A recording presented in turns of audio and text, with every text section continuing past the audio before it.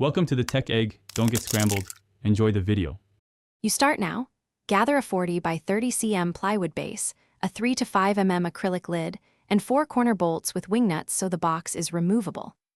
Begin by laying out an ergonomic port triangle, roughly 15 cm between holes. This recreates instrument angles. Once done, clamp and drill the 5 to 12 mm ports according to your trocar sizes and attach internal foam mounts for simulated tissue. Make sure lighting and power access are planned before assembly to avoid rework. You now assemble the lid and interior. Place a thin silicone gasket between acrylic and plywood, then fasten with the 4 bolts tightened by hand. This prevents wobble while still allowing removal. Next, glue or Velcro a foam task board inside to hold practice targets, because a stable working surface matters for instrument control. Install rubber grommets or trocar sleeves in each port to preserve instruments and mimic tissue resistance. Finally, run the LED strip cable out through a small notch so illumination is consistent.